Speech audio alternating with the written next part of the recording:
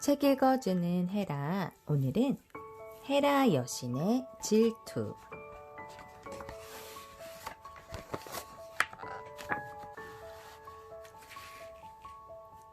헤라는 올림포스 최고의 여신이에요. 제우스와 결혼한 뒤에 여왕이 되어 결혼과 가정을 지키는 신이 되었지요. 헤라는 제우스와의 사이에서 전쟁의 신 아레스, 청춘의 여신 헤베, 출산의 여신 에일레티아를 낳고 불과 대장간의 신 헤파이토스를 낳았어요. 하지만 제우스는 헤라와 결혼한 뒤에도 다른 여신들과 사랑을 나누었어요. 아름다운 여정이나 인간 여인도 사랑했지요. 그래서 제우스에게는 수많은 자식이 있었어요. 헤라는 질투심에 불타서 제우스의 애인들에게 복수를 하고는 했어요. 또 그들이 낳은 자식들도 몹시 미워했지요. 그러던 어느 날이었어요. 헤라는 대낮에 먹구름이 잔뜩 낀 것을 보고 혀를 끌끌 찼어요. 남편이 또 무슨 꿍꿍이 셈을 꾸미고 있군. 헤라는 구름 사이로 고개를 내밀고 아래 세상을 살펴보았어요. 저기 있군. 그런데 웬 암소와 함께 있담?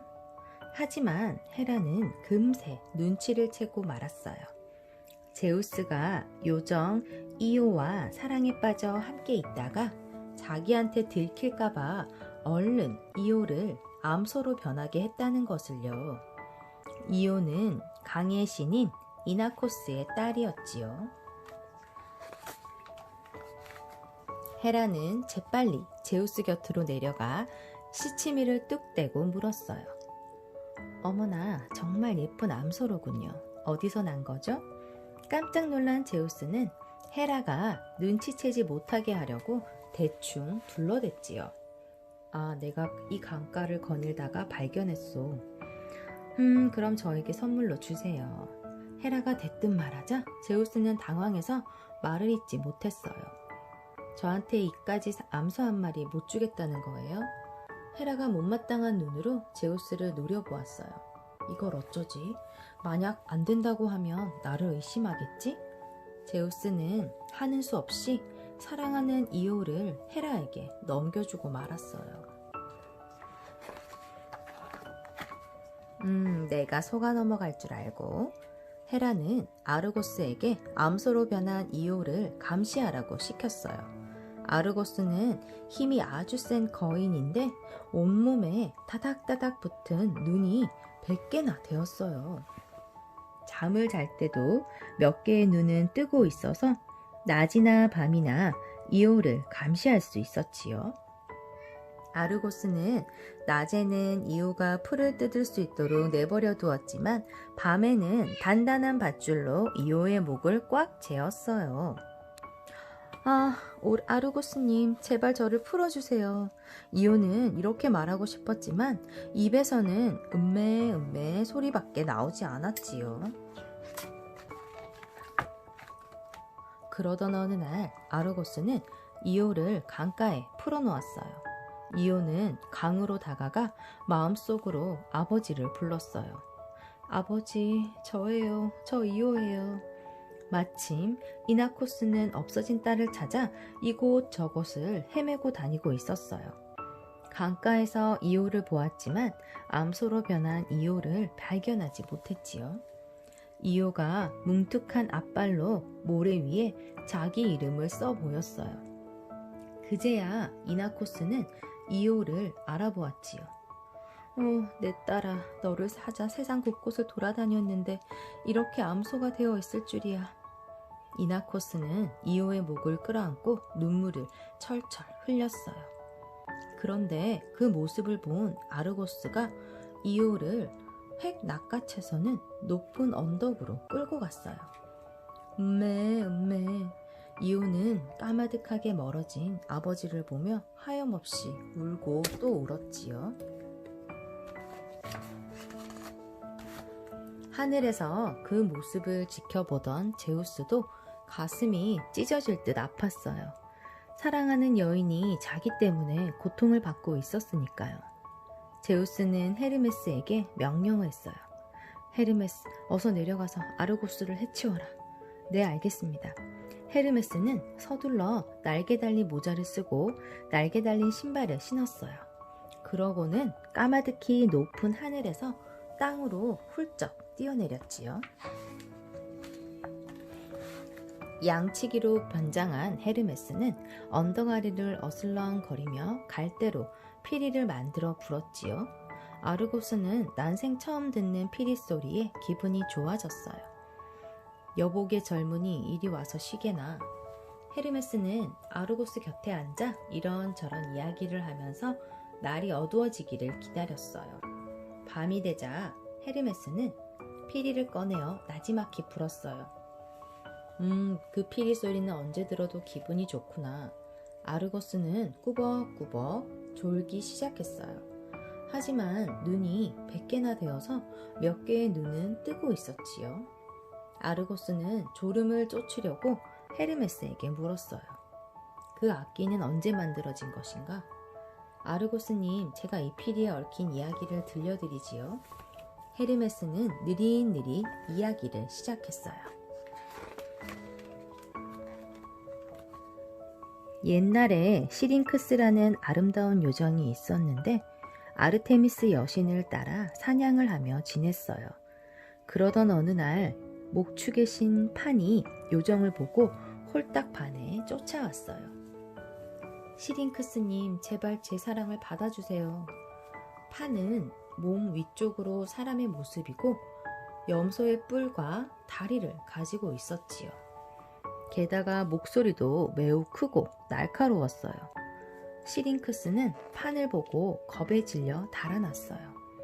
하지만 강가에 이르자 더는 도망칠 수가 없었어요.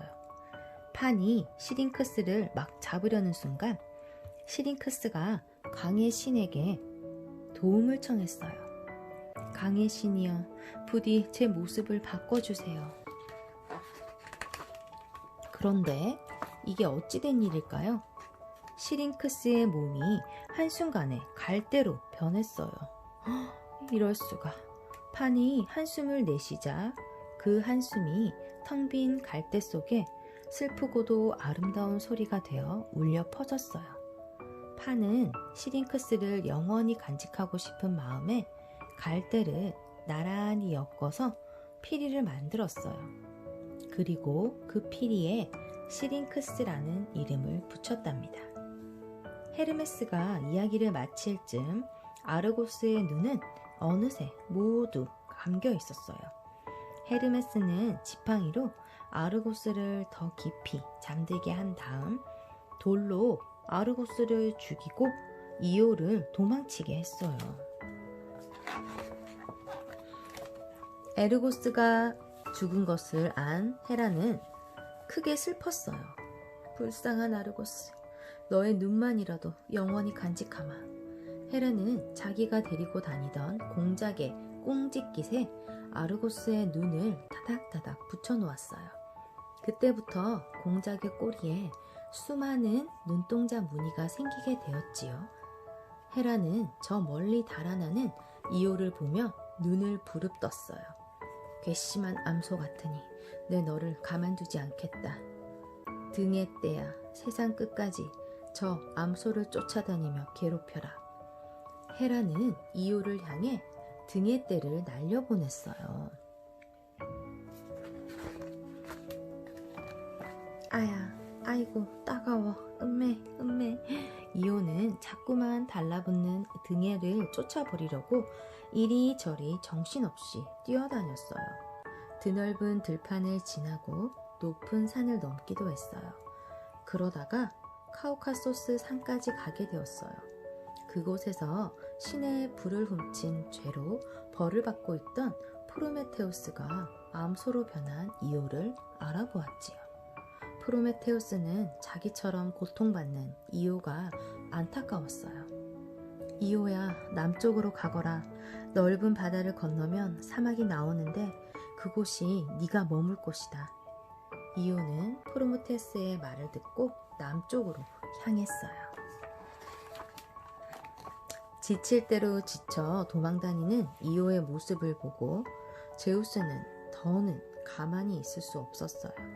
헤라에게 사실대로 말하고 용서를 빌 수밖에 없었지요. 헤라, 내가 잘못했어. 2번 다시 이오를 만나지 않을 테니 이제 그만하시오. 헤라는 그제야 마음을 누그러뜨렸어요. 당신이 그렇게까지 말하니 이제 나도 그만하죠. 그러고는 이오를 괴롭히던 등의 떼를 불러들였지요. 이오는 어느덧 넓은 바다를 건너 사막에 도착했어요. 프로메테우스가 말한 바로 그곳이었지요. 이오가 사막에 다다르자 제우스가 이오를 맞이했어요. 그리고는 이오의 머리를 쓰다듬어 주었어요. 이오, 그동안 정말 고생이 많았다. 이제 너의 모습을 되찾고 행복하게 살아라. 제우스의 말이 떨어지자마자 이오의 몸에 났던 거친 털이 빠지고 억센 뿔이 스르르 사라졌어요. 뭉툭한 발굽 대신에 손과 손가락이 생겨나고 눈과 입도 조금씩 작아졌지요. 마침내 이오는 아름다운 여인의 모습을 되찾았어요. 이오가 등의 떼를 비에 달아난 곳은 바로 이집트였어요. 그곳은 헤라의 눈길이 닿지 않는 외진 곳이었지요. 그곳에서 이오는 제우스의 아들을 낳았어요. 아들의 이름은 에파포스로 커서 이집트의 왕이 되었어요. 훗날 이집트 사람들은 이오와 에파포스를 신으로 받들었어요. 이오는 풍요의 여신 이시스로 숭배되었고 에파포스는 신성한 소 아피스로 숭배되었답니다.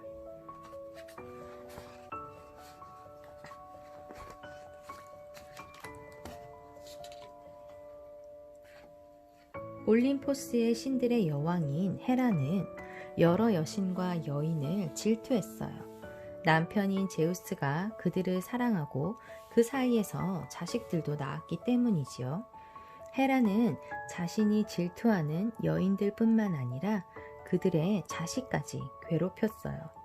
질투란 어떤 감정일까요? 내가 원하는 것을 다른 사람이 가지고 있을 때, 내가 좋아하는 사람이 다른 사람을 좋아할 때 생기는 감정이지요. 그런데 질투는 무조건 나쁜 감정일까요? 질투는 욕심과도 관련이 있어요. 내가 아무런 욕심이 없다면 질투를 느끼지 않을 테니까요.